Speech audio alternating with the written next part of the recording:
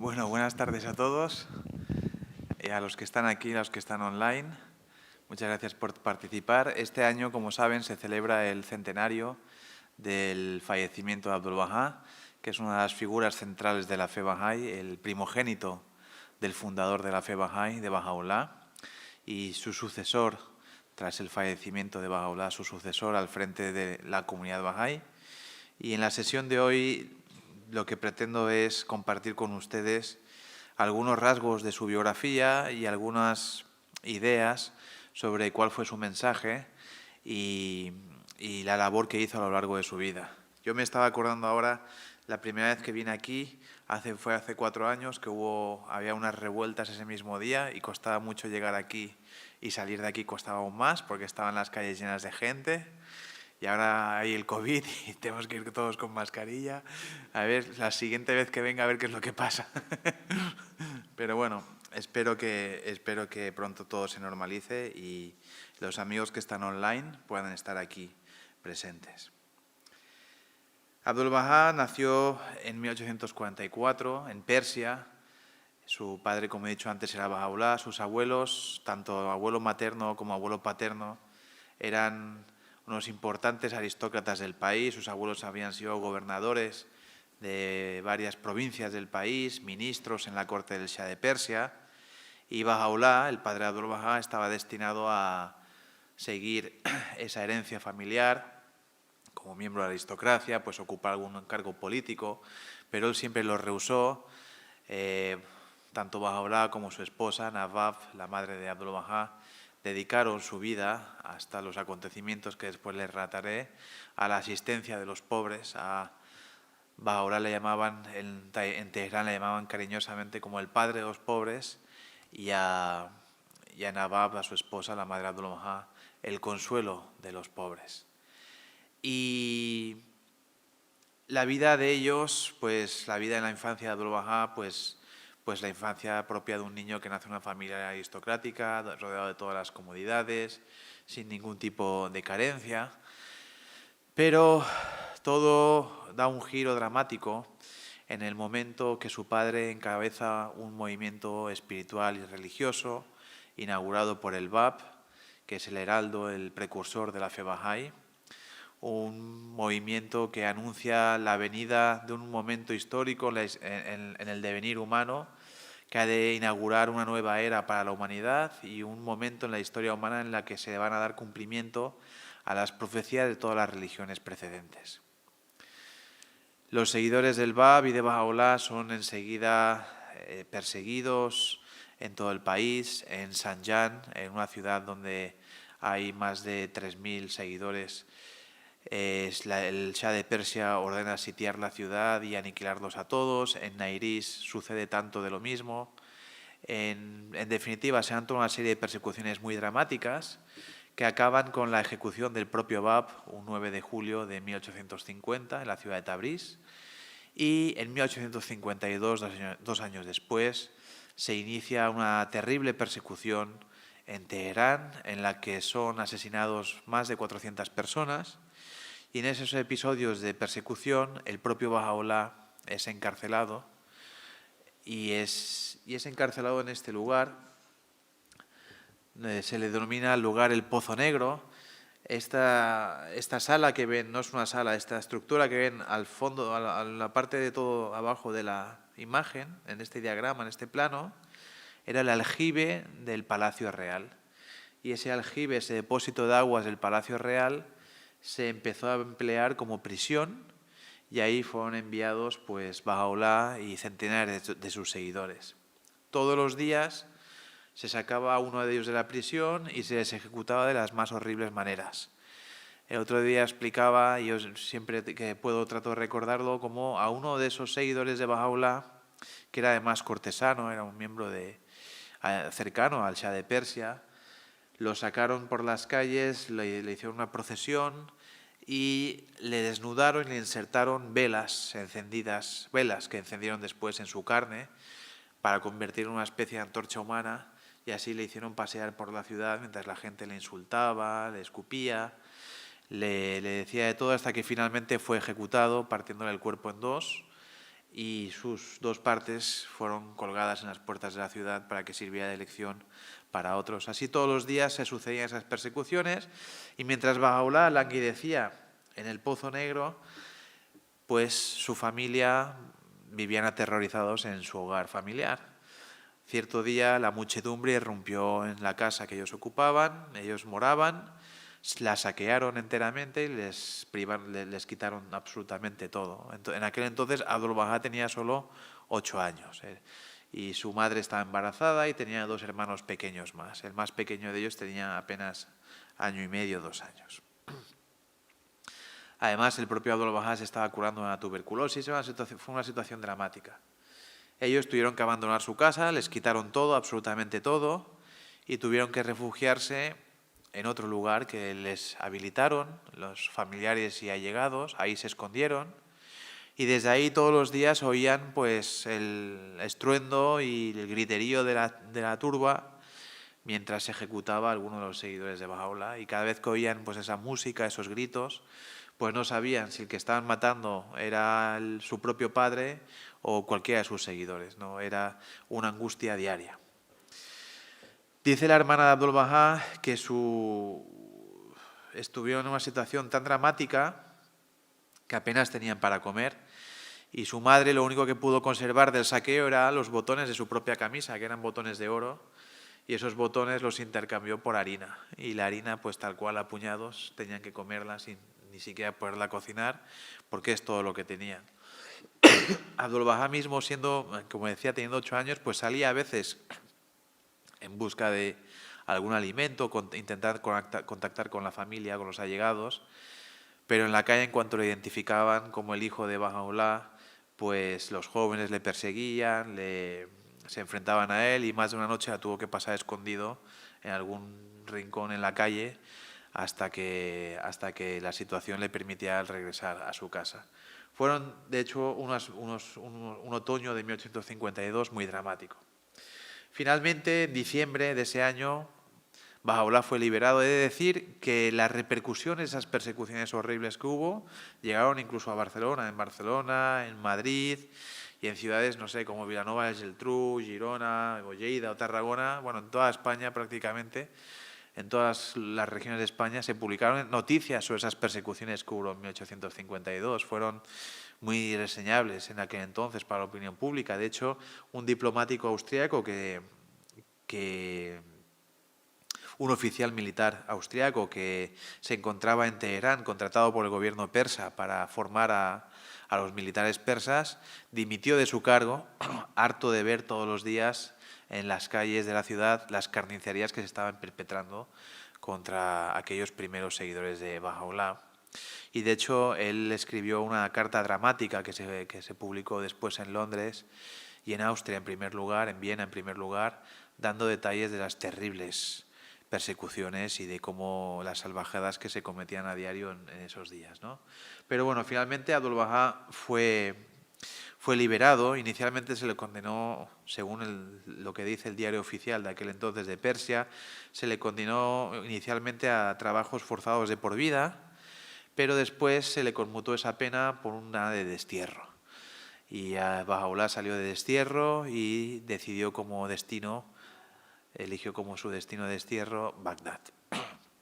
Así que a primeros de enero de 1853, con apenas 2 semanas de tiempo para preparar el viaje, Bahá'u'lláh, su esposa y 2 de sus 3 hijos, por el más pequeño lo dejaron atrás temporalmente, abandonaron su país natal, Persia, para no volver nunca más. Como decía, Bahá'u'lláh tenía entonces solo 8 años y se estaba recuperando de una tuberculosis y tuvieron que hacer el viaje, que se prolongó durante varias semanas, en un invierno especialmente riguroso. Tuvieron que cruzar los montes Zagros, imagínense tener que ir, no sé, de aquí a una distancia, yo no sé, de aquí a Berlín, cruzando los Pirineos a lomos de mulas en pleno mes de enero, en un invierno especialmente riguroso. Y ese viaje provocó en Abdul-Bahá, en el pequeño Abdul-Bahá, pues secuelas de por vida, porque sufrió congelaciones en las manos, sufrió congelaciones en los pies, en los tobillos, y eso le dejó secuelas físicas de por vida. Bueno, finalmente llegaron a Bagdad. Ahí estuvieron durante cerca de 10 años. Y en ese tiempo, enseguida, la fama de Bahá'u'lláh se extendió por toda la región. Sus seguidores iban y venían desde Persia, sus escritos desde Bagdad se copiaban y diseminaban por todo Persia, y todos sus seguidores que tan perseguidos habían estado anteriormente empezaron nuevamente a revitalizarse. La comunidad de sus seguidores empezó a revitalizarse y empezó otra vez a activarse después de tales periodos de persecución. Y también la fama de su hijo, de Abdul Bahá, pues fue creciendo en el país. Aunque él era todavía muy joven, él en realidad actuaba de portavoz de su padre, y cada vez que alguien venía de Persia, ya fuera amigo o enemigo, con el deseo de conocer a Bahá'u'lláh, era Abdul Bahá, su hijo, quien le atendía en primer lugar, quien conversaba con él y quien después le llevaba ante la presencia de Bahá'u'lláh. Y en muchas ocasiones no era infrecuente que cuando alguien pedía a Bahá'u'lláh que escribiera respuestas a preguntas de índole religioso o de cualquier otro tipo, Bahá'u'lláh le dijera a su hijo que escribiera la respuesta por él. Y enseguida su fama, la fama de Abdul Bahá, pues se hizo muy notoria por su inteligencia, por su intelecto, por su dominio y conocimiento de los textos sagrados de las religiones, del libro, de la Biblia, del Corán. Y enseguida se hizo muy admirado, a tal punto que el gobernador de Irak se hizo íntimo amigo de él, del joven Abdul Bahá, y muchas personas, muchos intelectuales y eruditos religiosos de la zona se hicieron íntimos amigos del joven Abdul Bahá. En el año 63, el gobierno persa instiga y maniobra para que el gobierno otomano, Irak en aquel entonces era una provincia del Imperio Otomano, Bagdad era la capital de una provincia otomana, Irak no era un país independiente como lo es hoy. El gobierno persa maniobra para que el gobierno otomano, el sultán de Turquía, aleje a Bahá'u'lláh un poco más de Persia. No estaban conformes con que tanta gente fuera y viniera de Persia a Bagdad para conocer a Bahá'u'lláh. No solo iban sus seguidores, piensen que también personalidades políticas del país, príncipes reales, pensadores de todo tipo, pues muchos de ellos, aprovechando que viajaban a Irak para visitar los lugares sagrados chiitas ahí, en Najaf y en Karbala, pues también visitaban Bagdad y de paso conocían también a Bahá'u'lláh, y esto alarmaba sobremanera a las autoridades persas, así que instigaron para que Bahá'u'lláh fuera alejado de las fronteras persas, y el gobierno otomano accedió a tal idea, y en 1863 Bahá'u'lláh fue desterrado a Constantinopla, la capital del imperio, hoy conocido como Estambul. Ahí estuvieron apenas de 5 meses y nuevamente se decretó contra ellos un destierro, esta vez a la ciudad de Adrianópolis, también en el Imperio Otomano. Hoy esa ciudad se llama Edirne y está en el lado europeo de Turquía. Y ahí estuvieron desde el año 63 al año 68. En ese tiempo, en ese tercer exilio, nuevamente Abdul Bahá tuvo oportunidad de mostrar sus grandes dotes intelectuales y también sus grandes cualidades humanas. Enseguida se hizo famoso por su asistencia a las personas más necesitadas de la ciudad, por ser capaz de debatir los temas más intrincados de los campos de la filosofía y la religión e incluso la política con los eruditos y gobernantes de la época. Y fue en esa época cuando se le empezó a conocer como Agha, el maestro. El propio Bahá'u'lláh se refería a su hijo como maestro, el maestro, Agha. Nuevamente, la influencia que ejercía Bahá'u'lláh desde ese lugar no disminuyó, al contrario, las autoridades persas vieron que Bahá'u'lláh no solamente había cosechado admiradores entre la colonia persa dentro del Imperio Otomano, sino que también había cosechado admiradores entre los propios otomanos. Así que nuevamente instigaron ante el gobierno otomano para que alejara más a Bahá'u'lláh de las fronteras persas, y de esta manera se decretó contra Bahá'u'lláh, su familia y muchos de sus seguidores el cuarto y último destierro contra ellos. Este destierro les llevó a la ciudad penal de San Juan de Acre, Akka en árabe, Akko en hebreo, que hoy está, entonces era la provincia otomana de Beirut y hoy es el Estado de Israel.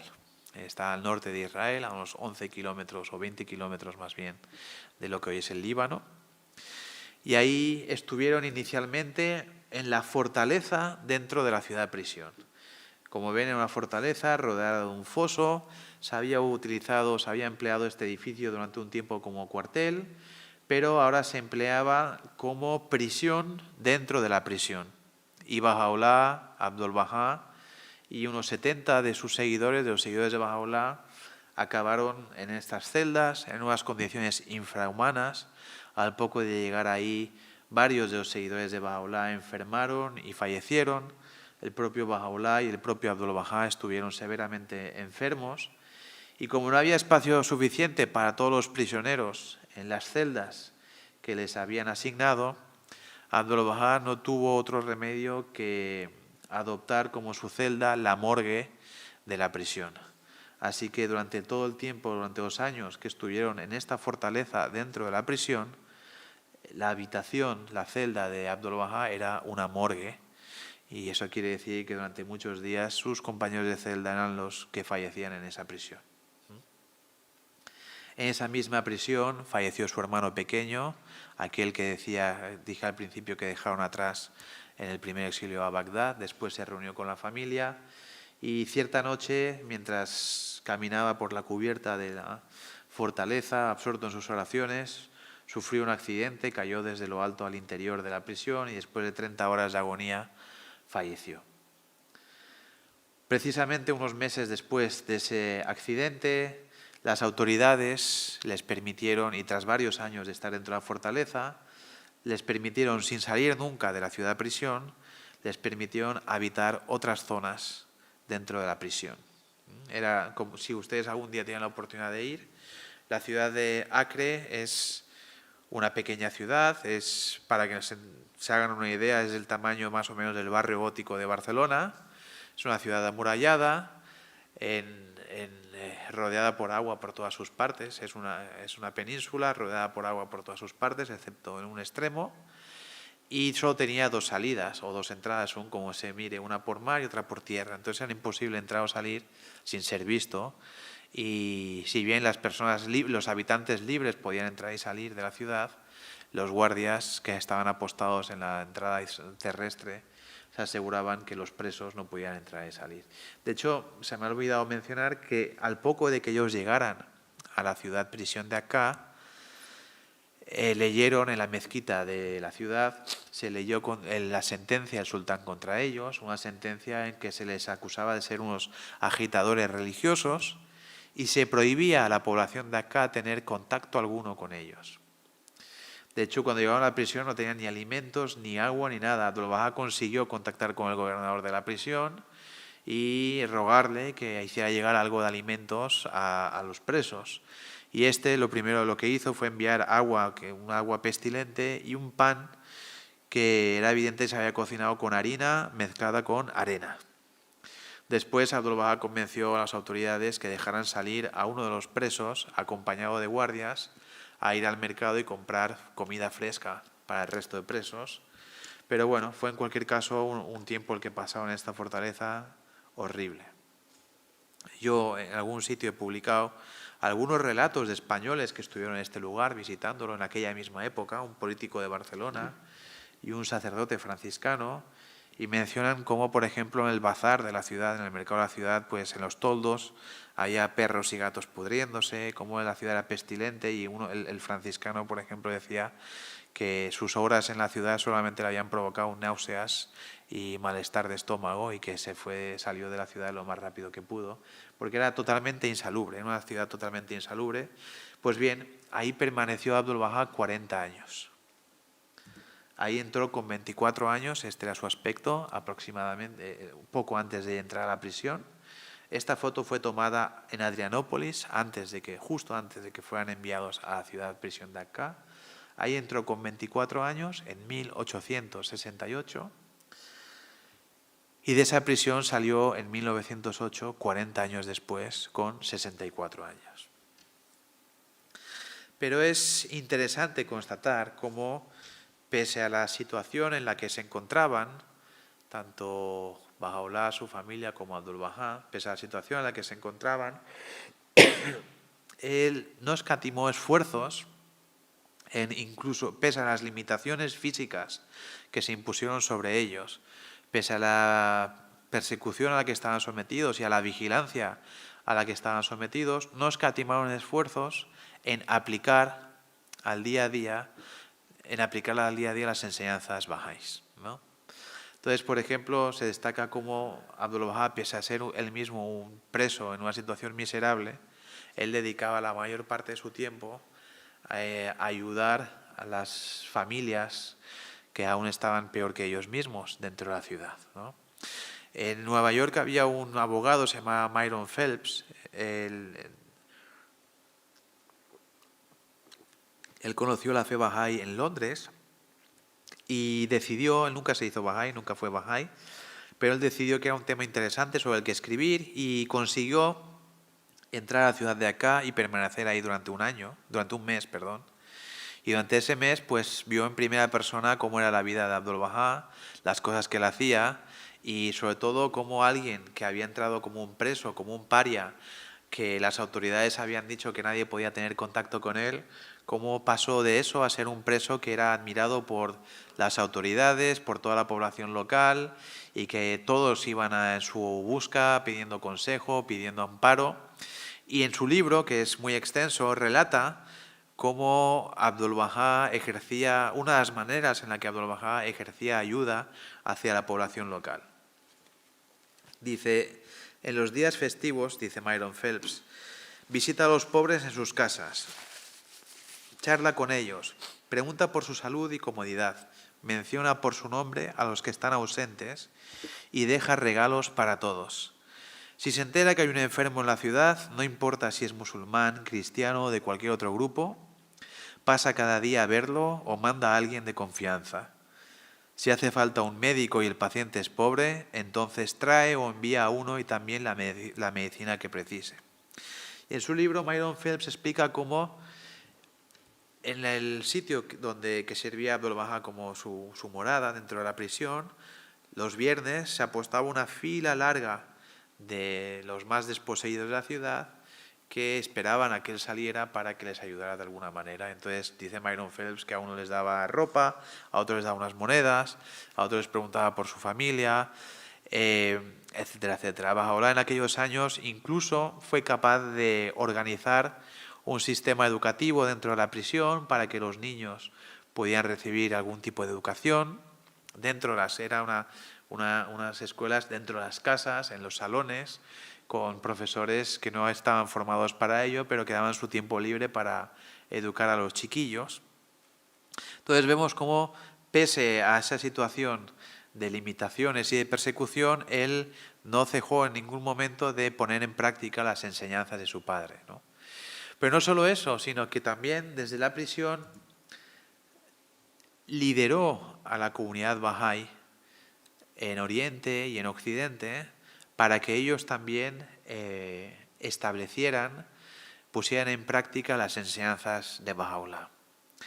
Por ejemplo, un rasgo muy distintivo de esos años en los que él estuvo preso es que, pese a sus circunstancias, él fue capaz de conseguir que los Bahá'ís de Persia establecieran a lo largo del país multitud de proyectos de desarrollo social que iban desde hospitales, hospicios, bibliotecas públicas, baños públicos, hasta escuelas.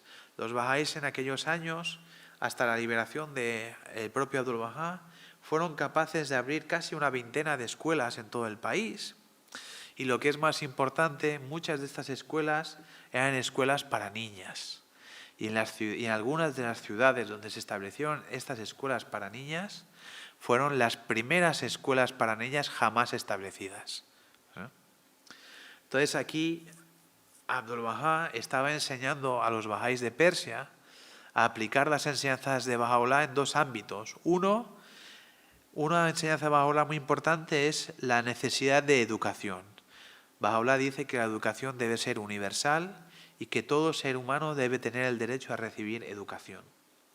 Y además establece que el progreso de un pueblo es imposible si sus ciudadanos no son educados adecuadamente.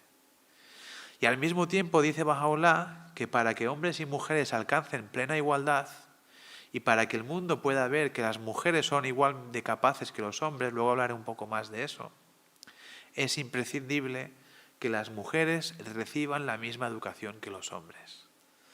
Así que, aplicando esas dos enseñanzas de Bahá'u'lláh, Abdul Bahá logró que los bahá'ís de Persia establecieran todas estas escuelas, como las que les presento en esta fotografía, y en pocos años surgió una generación de mujeres, bahá'ís y no bahá'ís, porque estas escuelas estaban abiertas a personas de todas las religiones, una generación de mujeres que sabían leer, que sabían escribir, que tenían conocimiento de las ciencias, de las artes, que ellas mismas se formaban para ser maestras y ellas mismas, algunas de ellas fundaban escuelas en pequeñas aldeas, en pueblos, fundaban escuelas en su casa o en la casa de alguien que la prestaba para ese fin, se convertían en directoras y maestras de otras escuelas y poco a poco esa labor educativa que inició Abdul Bahá, que lideró Abdul Bahá, se fue multiplicando por todo el país. Y él mismo, Abdul Bahá, a veces ponía los nombres de esas escuelas. Entonces, por ejemplo, en Kashan había una escuela que se llamaba Unidad de la Humanidad, ¿no? En el siglo XIX, que hay una escuela en un país como Persia que se llame Unidad de la Humanidad, parece un milagro. En esos años en los que él estuvo preso, Abdul Bahá también contrajo matrimonio. Esta fue su esposa, Munir-e-Hanum. Era una joven de Isfahán, una ciudad de Persia, y había recibido una educación inusual para las mujeres de su época. Era poetisa, sabía varios idiomas. Sus padres habían sido duramente perseguidos por su filiación religiosa. De hecho, su tío fue ejecutado con solo 14 años. Y ella, en una visita a la ciudad de prisión de Akka, con muchos bahá'ís que venían desde Persia para intentar conocer a Bahá'u'lláh y conocer a su familia, que iban como peregrinos, en una de esas visitas conoció a Abdul Bahá. La familia de Abdul Bahá llevaba mucho tiempo insistiéndole que debía contraer matrimonio. Él no quería contraer matrimonio porque decía, mirad qué vida llevo aquí en prisión, cualquier mujer que se case conmigo le va a tocar tener una vida así. Así todo, finalmente le convencieron y cuando conoció a Munir-e-Hanum, ellos contrajeron matrimonio. Tuvieron 9 hijos, de los que 5 murieron en la prisión de Akka. En aquellos años también algunos occidentales tuvieron ocasión de conocer tanto a Bahá'u'lláh como a Abdul Bahá, algunos occidentales que habían oído hablar sobre ellos en la prensa y en las noticias de misioneros y de orientalistas de aquel entonces, tuvieron ocasión de conocerlos y uno de ellos fue el erudito, el investigador de la Universidad de Cambridge, Edward Brown, que era un orientalista. Y él conoció a Abdul Bahá en 1891, un año antes de la muerte de Bahá'u'lláh, y escribió lo siguiente sobre él. Pocas veces he visto a alguien cuya apariencia me haya impresionado más. Un hombre alto y robusto que se alzaba erguido como una flecha, con turbante y atuendos blancos, largos mechones negros que casi llegaban hasta su hombro. Una frente amplia y poderosa, que indicaba un fuerte intelecto combinado con una voluntad inquebrantable, ojos tan incisivos como los de un halcón y rasgos fuertemente marcados pero agradables.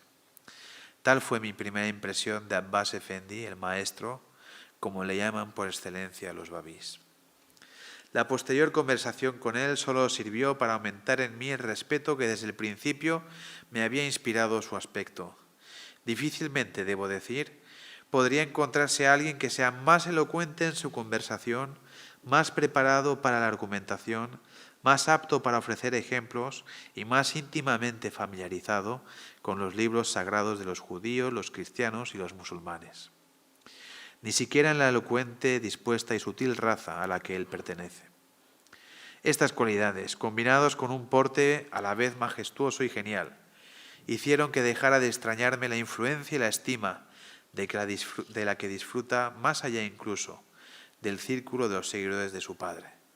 Nadie que lo haya visto podrá albergar duda alguna sobre la grandeza de este hombre y su poder. Esto escribía en 1891 una persona que no era bahá'í ni lo fue nunca y que era occidental. Eran sus impresiones sobre Abdul Bahá. que concuerdan mucho con las impresiones de un misionero británico que se llama Thomas Chaplin, que visitó acá en aquellos años, trató de conocer a Bahá'u'lláh, no pudo, en su lugar conoció a Abdul-Bahá, y también destacaba de él eso, él era capaz de tener una conversación sobre cuestiones religiosas de forma muy amigable, al contrario de lo que sucedía en aquel entonces en Oriente Medio, que era muy conocedor de las enseñanzas de otras religiones, que era capaz de dar interpretaciones muy originales y muy novedosas sobre pasajes bíblicos o pasajes coránicos. Y una parte de ese artículo de Thomas Chaplin de 1871 casualmente se publicó aquí en Barcelona, en un periódico que se llamaba La Convicción. En aquellos años, Abdul-Bahá también escribió varias obras, pero una de ellas es de especial importancia, se llama Tratado de la Civilización, aunque también se le conoce como El secreto de la civilización divina, y es una obra que él escribió por instrucción de Bahá'u'lláh y que se diseminó por Persia de forma anónima, y después en 1882 fue publicada en Bombay, en India, y se circuló de forma impresa, también de forma anónima por el país. Él lo escribió esto, no sé si lo he dicho, en 1873. ¿Sí?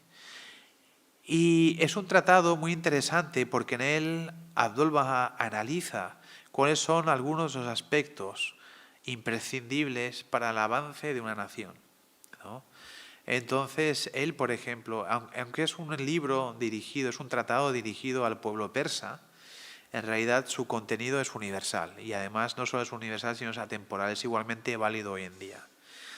En ese libro, por ejemplo, y pese a que Persia estaba sumida en una monarquía despótica, Abdul-Bahá aconseja al pueblo de Irán a dotarse de un parlamento democrático. Y al hacer esto, al escribir esto, Abdul-Bahá se convierte en el primer persa que pide que en el país haya un parlamento democrático. Y no lo pide uno cualquiera, lo pide alguien que está preso en la más remota y desolada de las prisiones. Tiene la valentía de escribir algo así y de diseminarlo en el país, ¿no? Él también habla de la modernidad. En aquel entonces, la idea prevaleciente en Persia era que la modernidad, las nuevas tecnologías, los nuevos avances científicos, puesto que venían de Occidente, de los países infieles, desde el punto de vista del clero musulmán de aquella época, eran avances que no debían introducirse en el país. Eran cosas de ateos, eran cosas de paganos, eran cosas de infieles y no debían aplicarse en el país. Abdul-Bahá trata de disipar esta idea y le explica que el conocimiento, en último término, proviene de Dios y que, por tanto, el conocimiento es bueno, venga de donde venga, ¿no? Y entonces él anima a los ciudadanos de Persia a adoptar la modernidad, los cambios, todos esos cambios del siglo XIX, en la tecnología, en la economía, en el comercio, en la medicina. Piensen ustedes que la primera autopsia que se realizó en Persia fue en 1852 y la realizó un alemán, se la hizo a un suizo. Entonces piensen, por ejemplo, cómo era la medicina en aquel entonces. Abdul-Bahá les anima a aceptar todos esos avances y le explica que, al contrario, el conocimiento científico no está reñido con la religión, sino que, tal como insiste Bahá'u'lláh en sus escritos, religión y ciencia han de ir de la mano. La religión necesita de la ciencia y la ciencia necesita de la religión. Y no hay un progreso completo si ambas cosas no avanzan juntas y a la par. Esto es un tema que después intentaré desarrollar nuevamente. Y en aquellos años también Abdul-Bahá, una cosa importante que hace es establecer, es construir la tumba del Bab. El Bab, de quien les he hablado al principio, de quien les hablé hace 4 años, en un vídeo que está en YouTube que di aquí en la conferencia. El Bab fue ejecutado, como dije antes, un 9 de julio de 1850. Fue ejecutado 2 veces, porque la primera vez que fue fusilado, él sobrevivió y volvió a su celda. El que no lo recuerde puede volver al vídeo de hace 4 años. pero la segunda vez sí fue ejecutado, sí murió, y desde su muerte en 1850 sus restos mortales habían estado escondidos por sus seguidores para que no fueran profanados por los enemigos de la nueva religión.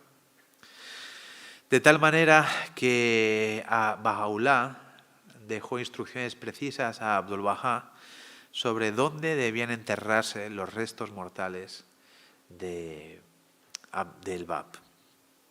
Esos restos mortales debían enterrarse en la ladera del Monte Carmelo, en Haifa.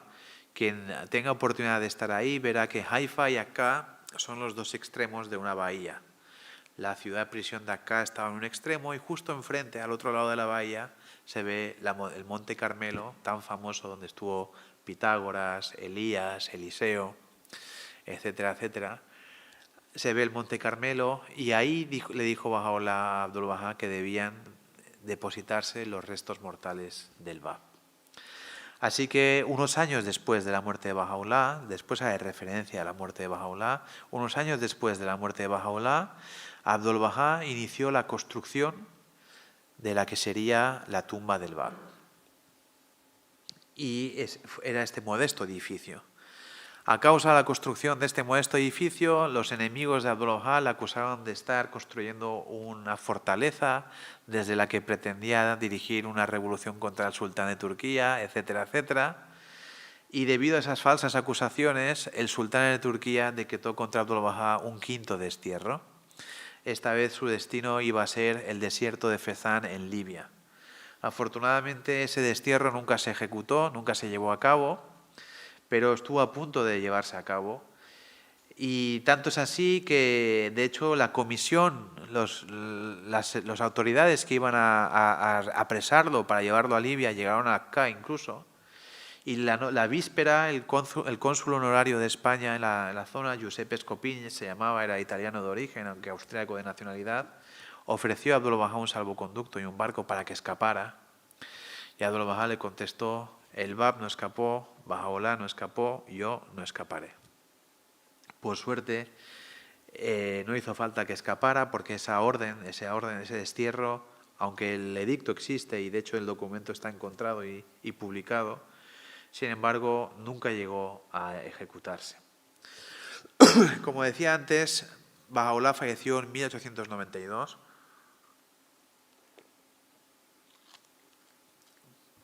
Después de 24 años de prisión en la ciudad de Akka, después de 40 años de destierro, el fundador de la religión Bahá'í fallecía en las inmediaciones de la prisión de Akka, donde hoy está enterrado y cuyo lugar de reposo es el lugar más sagrado para los Bahá'ís de todo el mundo. Y por primera vez en la historia de las religiones, hasta donde yo sé, el fundador de la religión deja escrito de su propio puño y letra cómo ha de organizarse su movimiento religioso tras su fallecimiento. Y Bahá'u'lláh establece que el propio Abdul-Bahá debe ser su sucesor y que tiene entre sus funciones, primero de todas, la de ser el intérprete autorizado de sus enseñanzas. Y en segundo lugar, también, ser el ejemplo de cuál es la conducta que debe tener todo Bahá'í. ¿Qué significa ser Bahá'í? Mirad a Abdul-Bahá y sabréis qué significa. Esto que hizo Bahá'u'lláh es muy importante, porque fíjense que en todas las religiones, tras la muerte de su fundador, se inicia un periodo de disputa entre sus seguidores, que culmina en multitud de divisiones en el seno de la comunidad religiosa. Y también sucede muy a menudo en el seno de las religiones que tras la muerte del fundador se inician también diferentes ramas dentro del movimiento por el fundador, por cualquier movimiento religioso. Unos seguidores interpretan sus palabras de una manera, otros seguidores interpretan sus palabras de otra manera, y en base a estas diferentes interpretaciones surgen entre ellos conflictos y finalmente divisiones en el seno de las religiones. Por ejemplo, sabemos que Jesús dejó dicho verbalmente a Simón, le dijo: Simón, tú eres Pedro y sobre ti edificaré mi iglesia, algo así, ¿no? Y esto es interpretado por los católicos como que Pedro pues fue el primer papa, el primer sumo pontífice Pero sabemos también que Pedro y otros apóstoles, como por ejemplo Santiago en Jerusalén, pues entre ellos había una cierta división, y después con Pablo también hubo una cierta división, había diferentes interpretaciones. Es por poner un ejemplo, en el Islam sucedió algo muy parecido. Cuando murió Mahoma, algunos de sus seguidores siguieron a Ali, a su yerno, son los chiitas, y otros de sus seguidores pues eligieron, como era tradicional en las tribus de aquella época en la península arábica, eligieron a un sucesor, a Abu Bakr, a un sucesor de Mahoma, y esos son los sunitas, ¿no? Entonces, nada más morir Mahoma, se dividió el Islam entre sunitas y chiitas, ¿no? La fe Bahá'í es una religión que aspira a unir al mundo entero, que aspira a unir a las religiones, que aspira a unir a las razas y a las naciones. Por lo tanto, es una religión que no puede estar ella entretenida en divisiones internas y en disputas internas.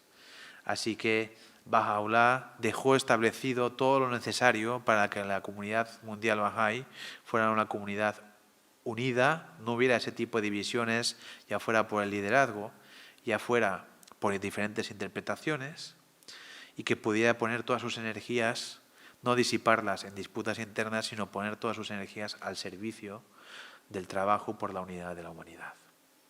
Entonces, en el momento que Abdul Baha se convierte en intérprete autorizado de las enseñanzas de Baha'u'lláh, quiere decir que cualquier individuo es libre de interpretar como considere oportunos las palabras de Baha'u'lláh, pero las interpretaciones autoritativas, las interpretaciones que son una autoridad, no son las de los seguidores de Baha'u'lláh, sino únicamente las de Abdul Baha, las de su hijo.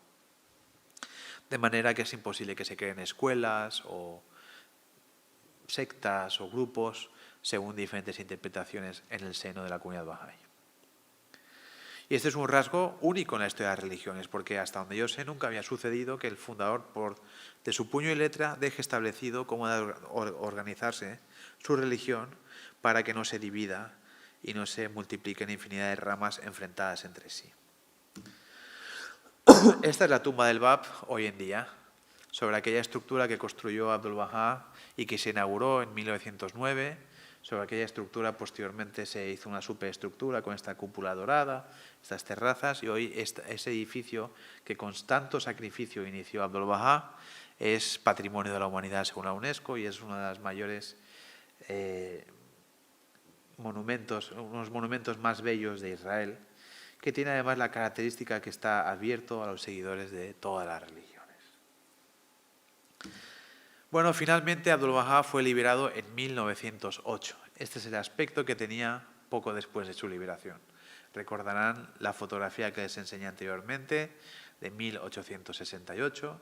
Esta fotografía está tomada aproximadamente en 1911, 3 años después de su liberación. Este es el aspecto que tenía seguramente cuando fue liberado. 40 años de prisión, ¿sí?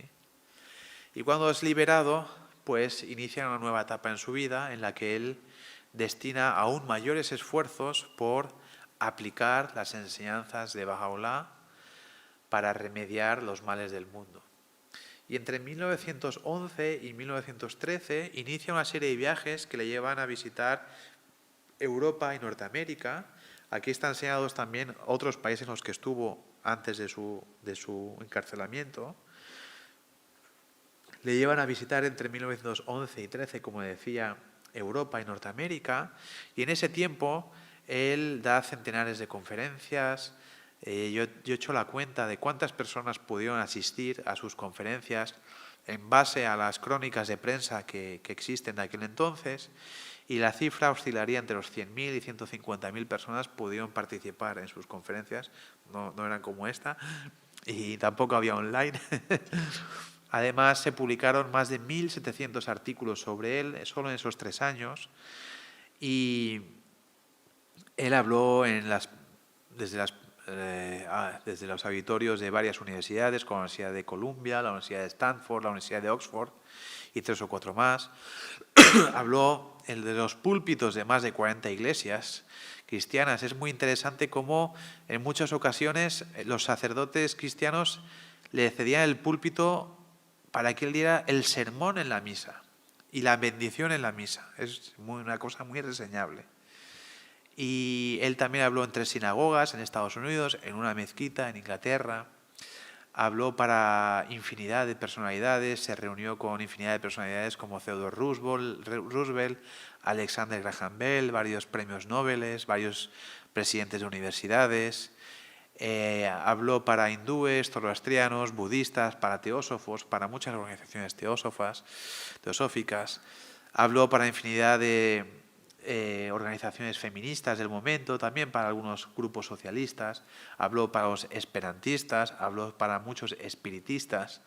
En definitiva, fueron 3 años muy, muy intensos en los que después de 40 años el mundo por fin le conocía, habían leído sobre él, como por ejemplo en ese libro que se explicaba antes de Myron Phelps, habían leído sobre él, habían conocido acerca de su vida, pero por primera vez el mundo podía verle y podía escucharle.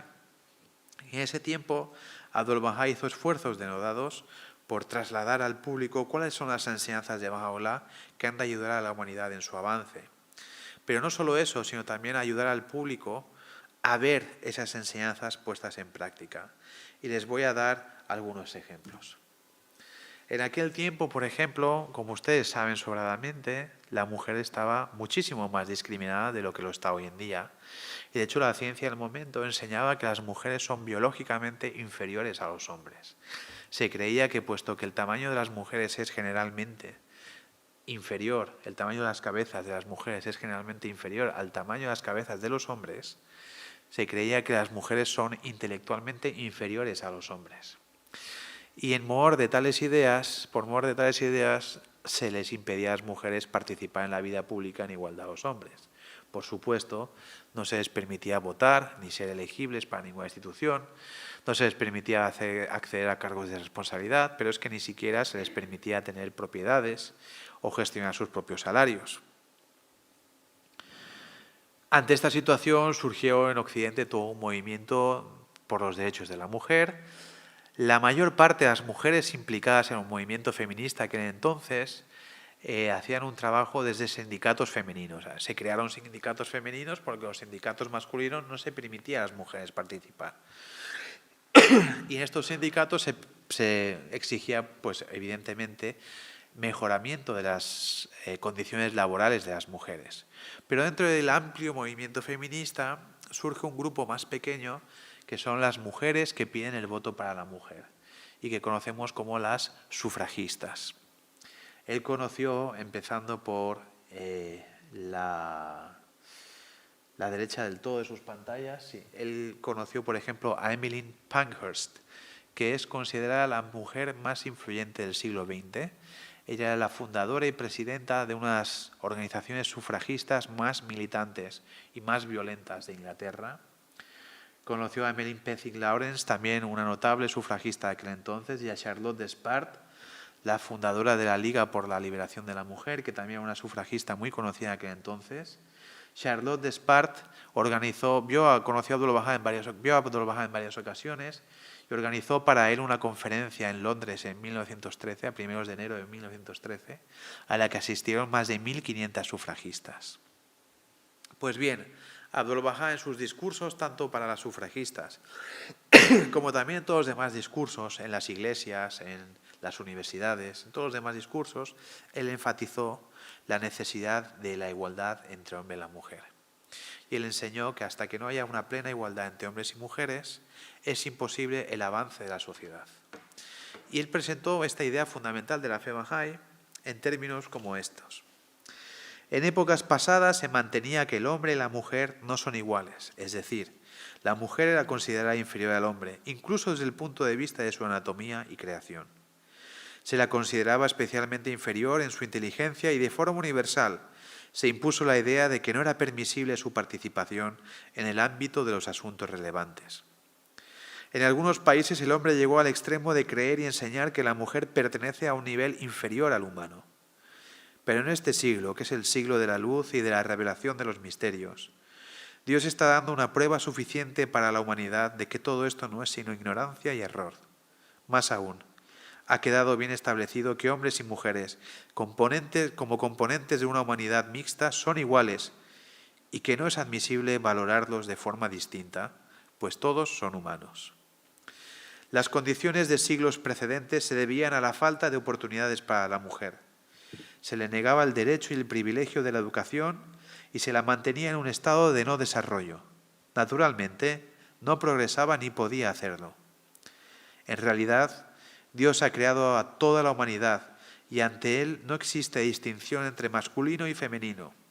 Aquel cuyo corazón es puro es aceptable a su vista, ya sea hombre o mujer. Dios no pregunta, ¿eres mujer o eres hombre? Él juzga las acciones humanas. Esto dijo él en una de sus conferencias. Pero fíjense que aquí habla de un tema muy importante y es la importancia de la educación de la mujer.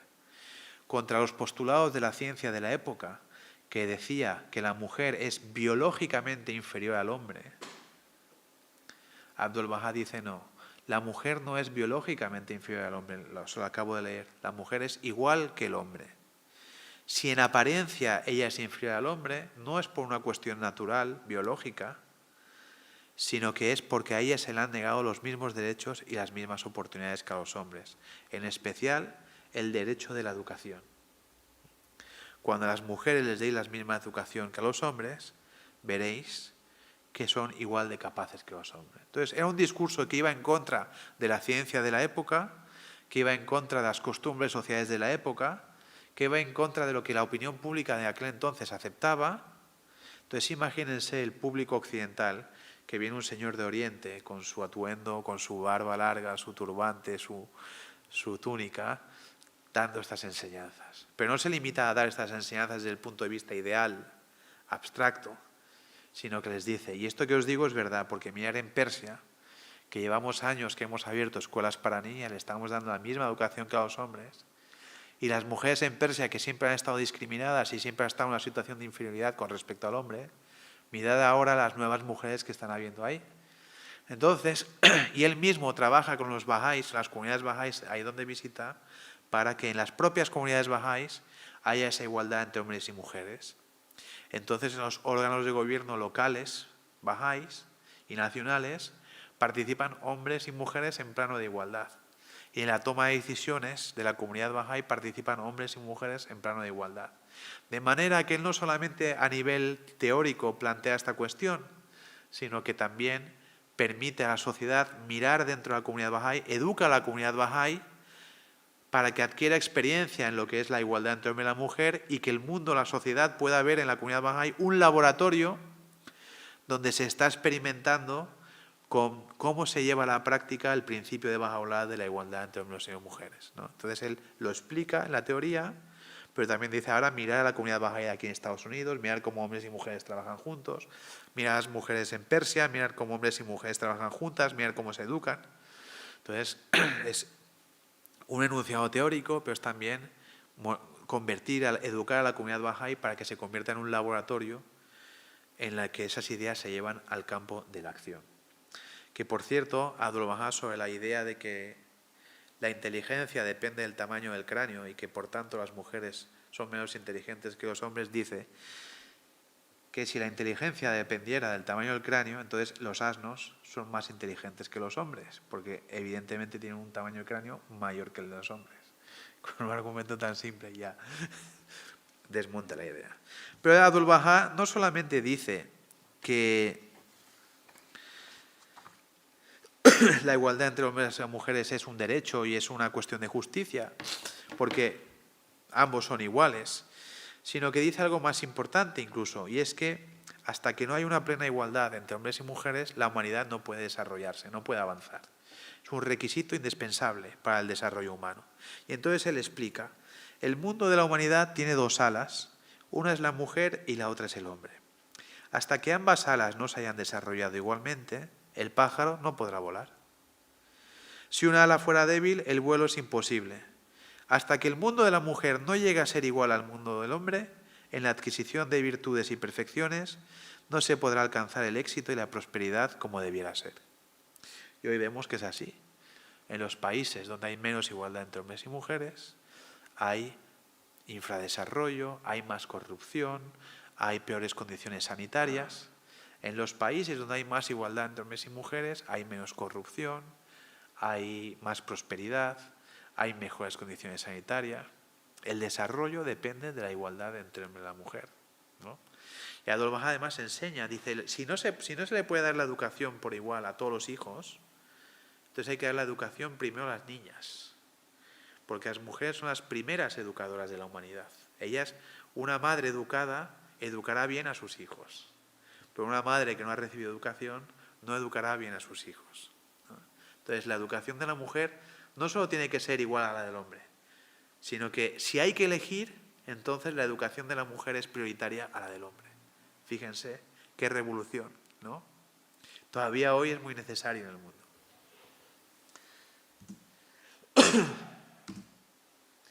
En aquel entonces, el problema del racismo era un problema gravísimo. De la misma manera que se creía que hombres y mujeres son distintos debido a su naturaleza física, también se creía que las diferentes razas humanas son distintas entre sí, que hay razas superiores y razas inferiores, que hay seres humanos superiores y seres humanos inferiores. Esto lo enseñaba la ciencia del momento. La ciencia del momento creía que nuestra raza, nuestra nación, en aquel entonces raza y nación eran sinónimos, nuestra raza, nuestro lugar de nacimiento determina nuestra personalidad, ¿sí? La ciencia del momento decía que nuestras capacidades intelectuales, nuestras capacidades artísticas, nuestras inclinaciones religiosas, nuestros valores morales, nuestra creatividad, todo eso depende de nuestra condición racial. Esta era la idea del momento. Entonces, de hecho, se creía que todo en nosotros depende de lo físico. De hecho, esa es la época en que nació la fisionomía, que decían, bueno, si tienes tal rasgo del cuerpo es que vas a ser un delincuente. Si tienes tal rasgo del cuerpo es que vas a ser un genio, ¿no? Y eso se aplicaba a colectivos humanos enteros. Entonces existía la creencia, pues eso, que las razas teutónicas, alemanes, franceses, británicos y los norteamericanos, eran superiores al resto del mundo, que los africanos eran lo más bajo que había. Existía también la creencia en que algunas razas estaban destinadas a desaparecer. Esto lo escribe el propio Darwin. Algunas razas están destinadas a desaparecer. Incluso los pacifistas aceptan esta idea, ¿no? Para algunos pacifistas, por ejemplo, están en contra del colonialismo porque dicen, no, el colonialismo es malo porque, claro, vamos, les invadimos y llevamos hospitales, llevamos medicinas y le llevamos médicos y les curamos, pero esos pueblos inferiores están destinados a desaparecer y por nuestra culpa están sobreviviendo. Otros pacifistas, como David Starr Jordan, profesor, director de la Universidad de Stanford, que conocía a Abdu'l-Bahá y que le invitó a hablar a la Universidad de Stanford, creían que la guerra es mala porque las personas inferiores se quedan en la retaguardia, los aptos van a la guerra a morir y los inferiores se quedan en la retaguardia y se reproducen.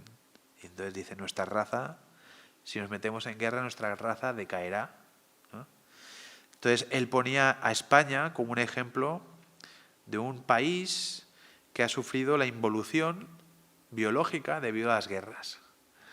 Entonces dice, bueno, los españoles se han metido en tantas guerras y han sufrido tantas invasiones que su sangre antaño pura, pues ahora está mezclada con la de árabes, la de tales, la de cuales, y ahora no son una raza igual, no son un pueblo igual de apto que otros, ¿no? Que los nórdicos de Europa que se han mezclado menos. Estas eran las ideas de aquel entonces. Esto lo decía la ciencia del momento.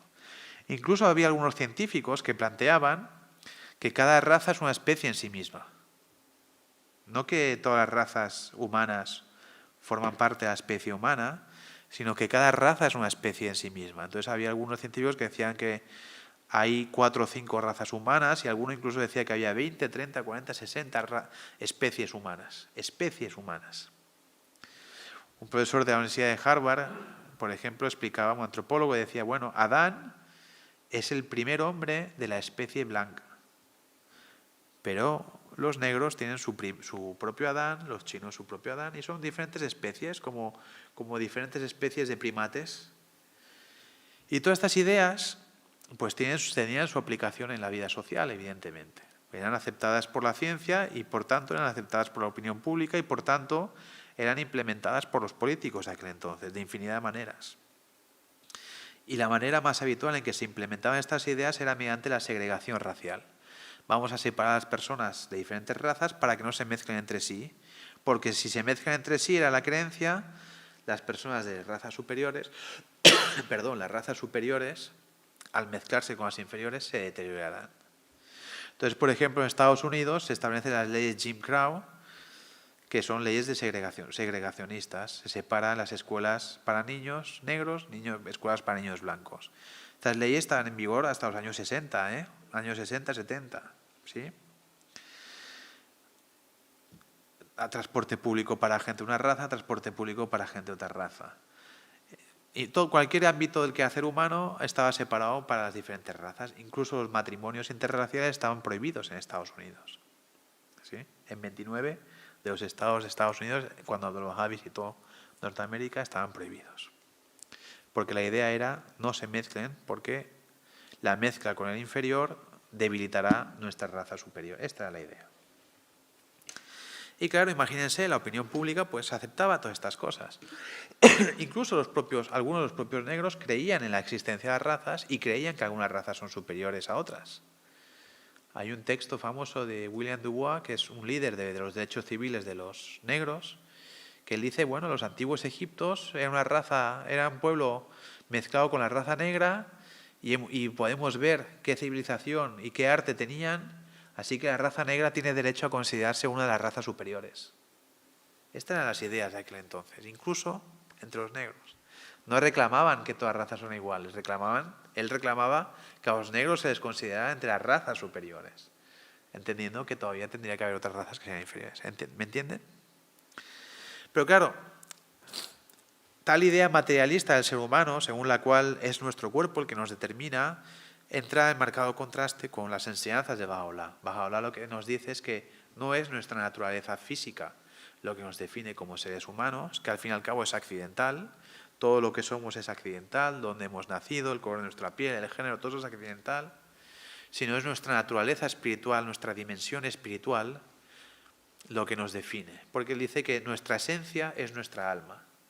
El alma, el espíritu humano, es una realidad inmaterial en cada uno de nosotros que agrupan en su seno nuestras capacidades intelectuales, nuestras capacidades morales, nuestra capacidad de conectar con lo trascendente. Tiene esas facultades, el intelecto, la moral, la trascendencia. Esa alma humana es algo común a todos los seres humanos. Es algo con lo que Dios ha dotado a todos los seres humanos. Entonces, no importa cómo accidentalmente seamos, cómo seamos materialmente, lo que importa es que esencialmente somos lo mismo. Por lo tanto, toda la humanidad es una y no podemos hacer distinciones por raza, por nación, por lengua, por género o por lo que sea. Todos somos una humanidad muy diversa y esa diversidad se debe conservar, pero somos una humanidad y la humanidad debe verse como una. Así que, en base a esta idea, Abdul Baha en sus viajes a Occidente, en ese entorno tan racista, tan social-darwinista,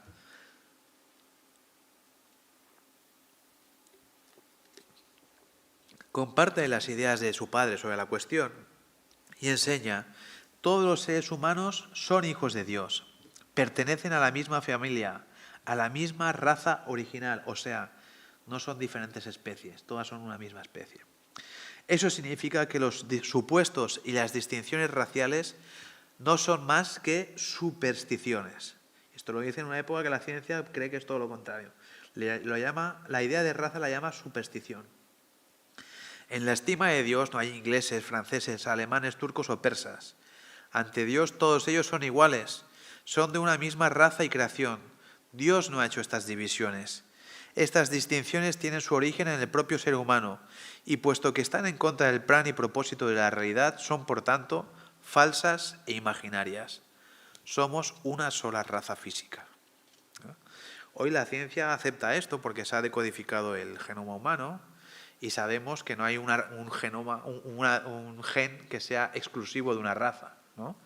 Y sabemos que a lo mejor si se sentara al lado mío un señor de Senegal, seríamos genéticamente más parecidos que a lo mejor contigo que estás sentada aquí, aunque somos de la misma raza aparentemente, ¿no? Hoy, gracias al desciframiento del genoma humano, sabemos que las razas no son más que un constructo social. Hay 4 o 5 diferencias externas, pero ni siquiera genéticamente esas diferencias existen, ¿no? Y claro, en base a esta idea, Abdul Baha no solamente se limita en sus discursos a hablar de la igualdad racial, sino que él, ahí por donde va, transforma su entorno. Entonces, esto es un recorte de prensa del Chicago Defender, es un periódico negro, y da una noticia sobre la visita de Abdu'l-Bahá a Washington, y dice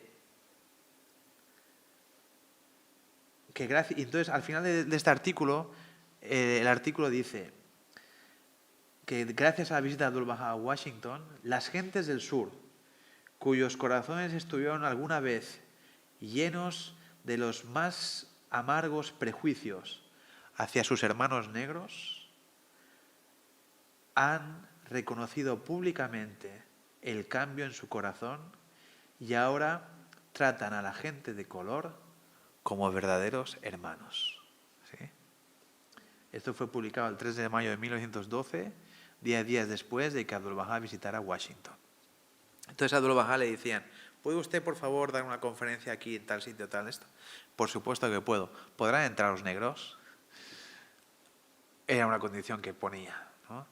En una ocasión, una cosa que hizo fue salía de una iglesia metodista en Washington, la iglesia metropolitana esta que menciona este artículo de prensa, y sale junto a Louis Gregory, que es uno de los negros más destacados de Washington, es un abogado, hijo de esclavos, es una persona muy influyente en la ciudad dentro de la comunidad negra, y le invita a visitar una embajada en la que Abdu'l-Bahá ha sido invitado a almorzar, a comer, en un banquete en su honor.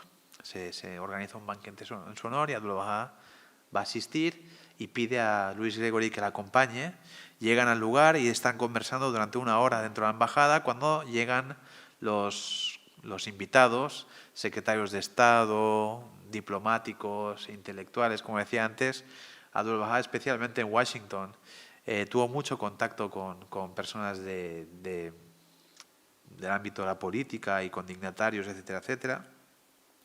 Y claro, Louis Gregory se ve en esa situación, en la casa de unos blancos, cuando va a empezar un banquete al que los invitados son solamente blancos, y él, siendo negro, pues siguiendo las costumbres sociales de aquel entonces, se escabulle de ahí como puede, porque no estaba invitado. Abdu'l-Bahá se percata que Louis Gregory se ha ido y hace que lo llamen.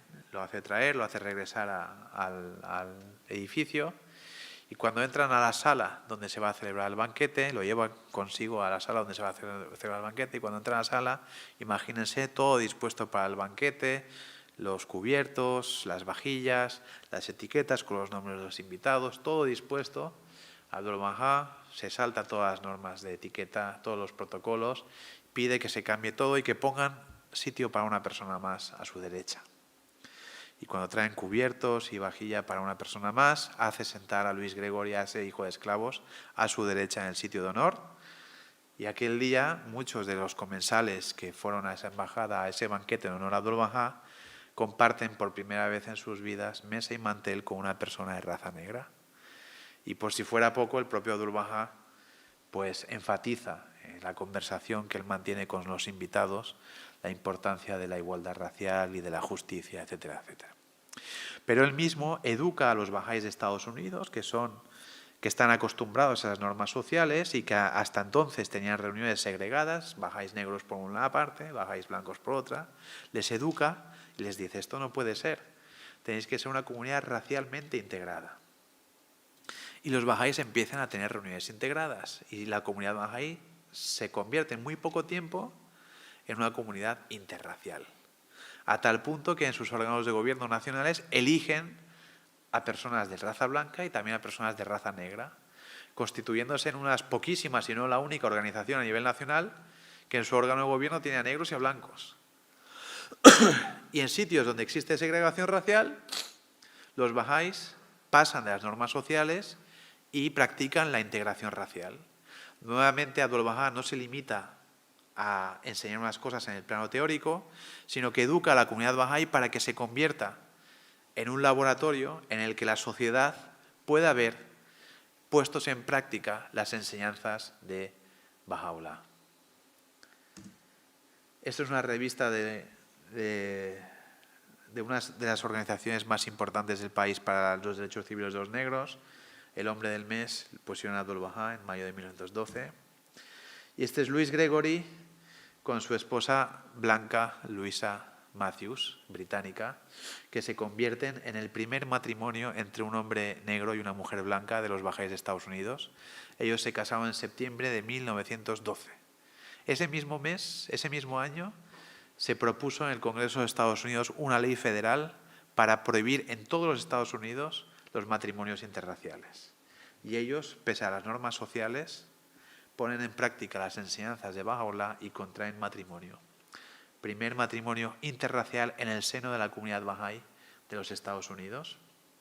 Primer matrimonio entre negro y blanca, porque ya hubo algunos matrimonios interraciales antes. En 1912, ¿no? Entonces, nuevamente, Abdul Bahá convierte a la comunidad Bahá'í en un laboratorio en el que el mundo puede ver qué significa las enseñanzas de Baha'u'lláh puestas en práctica. Iba a hablar del tema de la paz, que es muy importante, pero como ya me he extendido demasiado, lo avanzo rápidamente. Simplemente mencionar que, en realidad, el tema sobre el que más habló Abdul Bahá en sus mensajes y en sus discursos en Occidente fue el tema de la paz.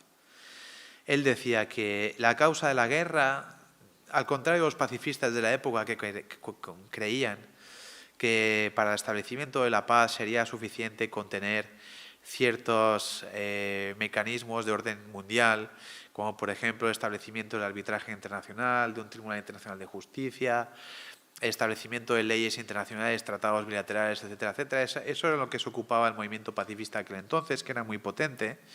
Abdul Bahá decía que sí, todo eso es bueno, todo eso es saludable y es necesario, pero la causa última de las guerras no está en la falta de mecanismos materiales, de mecanismos legales.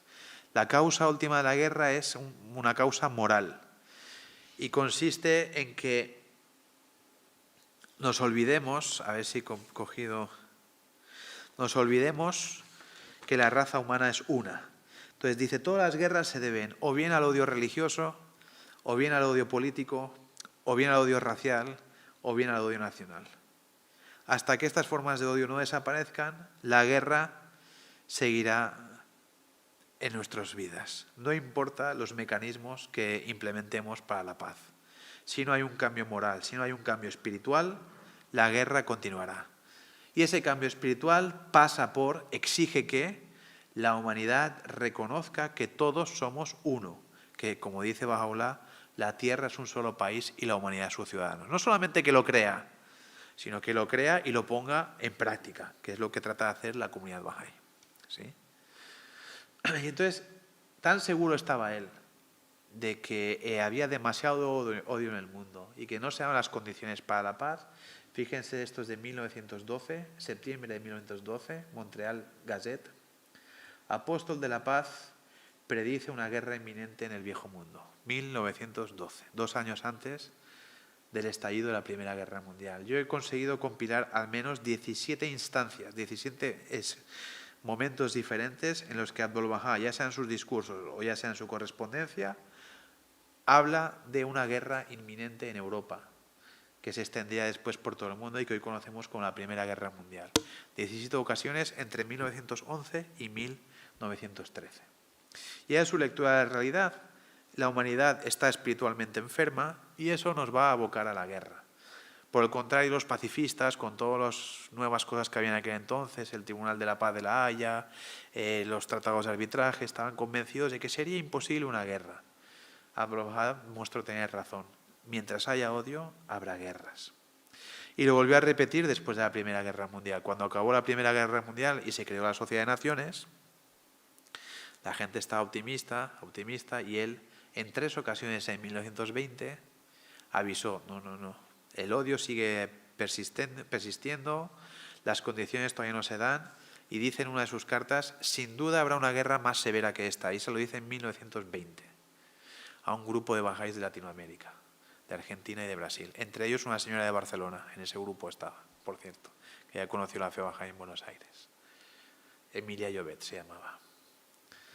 Entonces, fíjense, ¿no? Qué lectura de la realidad más precisa, porque él no miraba solamente hacia las causas materiales de las guerras, sino miraba hacia las causas espirituales de las guerras, ¿no? Porque al fin y al cabo lo que Abdu'l-Bahá enseñó, y eso es muy importante, es que el verdadero progreso de la humanidad depende de que haya un equilibrio entre el avance material y el avance espiritual. Él alababa mucho el avance en las ciencias, en la economía, en la tecnología, y decía siempre que debemos estar agradecidos por todos esos avances y que son muy importantes. Pero también explicaba que al mismo tiempo que la humanidad avanza en lo material, es importantísimo también que avance en lo espiritual, que avance en la moral, que avance en la ética, que avance en un entendimiento mejor de cuál es el propósito de la existencia del ser humano, cuál es la naturaleza humana. Porque una cosa sin la otra lleva a la humanidad al desastre. Él dice, la civilización material, es decir, la ciencia, la tecnología, la economía, es como una lámpara. La civilización espiritual es la luz en la lámpara. La lámpara desprovista sin luz es inútil. Entonces él avisaba, todos estos avances científicos, todos estos avances técnicos, todas estas tecnologías nuevas, si no van de la par del avance espiritual, nos van a llevar al desastre. Y así fue, ¿no? Y hoy lo podemos ver en nuestros días. Tanto que hemos avanzado, tanto que hemos progresado y sin embargo persiste la infelicidad humana, persisten las guerras, persisten las injusticias, persiste infinidad de problemas sociales, problemas que hace 100 años no existían, ahora los tenemos, el calentamiento global, enfermedades de alcance mundial, el terrorismo internacional. Ello muestra que el avance científico, el avance material por sí solo, no es suficiente para dar a la humanidad felicidad y tranquilidad. Hace falta algo más. Hace falta que ese avance esté equilibrado, vaya a la par que el progreso espiritual. Y eso que aplica a nivel de toda la raza humana, a nivel social, aplica también en nuestras vidas como individuos. Por mucho que avancemos en nuestro trabajo, en nuestros estudios, por mucho dinero que tengamos en la cuenta, si no desarrollamos a la par, si no progresamos a la par en nuestros valores morales, en nuestro entendimiento espiritual, en nuestro discernimiento de la realidad espiritual y de nuestra dimensión espiritual, si no avanzamos también en eso, estaremos abocados a tener unas vidas infelices, ¿no? Y eso es una cosa que tenemos también que tener muy en cuenta. Entonces, en cierto modo, la comunidad Bahá'í, ¿cuál es su propósito? Ayudar a la humanidad a alcanzar un equilibrio entre su dimensión material y su dimensión espiritual. ¿Cómo? Trabajando por el desarrollo espiritual de la raza humana. ¿Cómo? Fundamentalmente mediante la educación espiritual. Por eso, ahí donde cualquier sitio que ustedes vayan, cualquier sitio que ustedes estén, la comunidad Bahá'í les ofrecerá, pondrá a su disposición todo un programa educativo para niños, para adolescentes, para jóvenes, para adultos, para empoderar y ayudar al individuo en cualquier etapa de su vida a conectar con esa realidad espiritual que todos llevamos dentro, a alcanzar un mejor entendimiento de cuál es nuestro propósito en la vida, a aprender a valorar y a juzgar qué debemos hacer para mejorarnos a nosotros mismos y para contribuir al mejoramiento colectivo. Eso es. Si a ustedes me quieren preguntar en 2 palabras qué es la comunidad Bahá'í, pues es el grupo de seguidores de Baha'u'lláh que somos los seguidores de Baha'u'lláh y nuestro propósito es tratar de ayudar a la humanidad a que alcance ese equilibrio entre lo material y lo espiritual, ¿no? Y eso es algo en lo que Abdu'l-Bahá insistía mucho. Pero fíjense que ese desarrollo espiritual tiene implicaciones sociales importantísimas, ¿no? Por ejemplo, la verdad espiritual de que nosotros tenemos una dimensión espiritual y que esa es común a todos los seres humanos, tiene una aplicación social, que es dar el mismo trato a hombres y mujeres, tratar por igual a cualquier persona de cualquier raza o de cualquier nación, procurar el bienestar de todos y no solamente el bienestar propio, ¿no? Tiene una aplicación social y esa aplicación social tiene consecuencias materiales también, ¿no? Entonces es una cuestión importantísima. Y no me quiero extender más porque ya he hablado más de 1 hora y aún podría hablar mucho más, pero no quiero agotar su paciencia ni sus megas a los que nos estén viendo online. Así que lo dejo aquí, pero solo les pido que se queden con estas 2 ideas fundamentales, que Abdu'l-Bahá, al contrario de los intelectuales o de los filósofos o los pensadores. Al contrario de todo eso, él en primer lugar sacrificó su vida entera por las ideas que promulgó. En segundo lugar, las ejemplificó en su propia vida. Y en tercer lugar, nunca se quedó en el plano teórico, jamás se quedó en el plano teórico, sino que él mismo promovió cambios para que esas ideas que él promulgaba se llevaran a la práctica y el mundo tuviera ante sí un laboratorio, que es la Comunidad Mundial Bahá'í, un laboratorio en el que poder ver cómo se llevan a la práctica las enseñanzas de Baha'u'lláh. Y ese trabajo de llevar a la práctica las enseñanzas de Baha'u'lláh no es un trabajo limitado a los propios Bahá'ís. Cualquier persona del mundo, sea Bahá'í o no sea Bahá'í, sea creyente o no sea creyente, está invitada a colaborar con los Bahá'ís en ese proceso de aprender cómo llevar esas ideas a la práctica, cómo conseguir la transformación social a partir de la guía ofrecida en las enseñanzas de Baha'u'lláh. Entonces esa es una primera idea fundamental, que Abdul Bahá no se quedó en el plano teórico, al contrario de la mayoría de intelectuales o filósofos, sino que él dio su vida por ello, lo ejemplificó en su vida y transformó toda una comunidad humana para que fueran un ejemplo de las enseñanzas.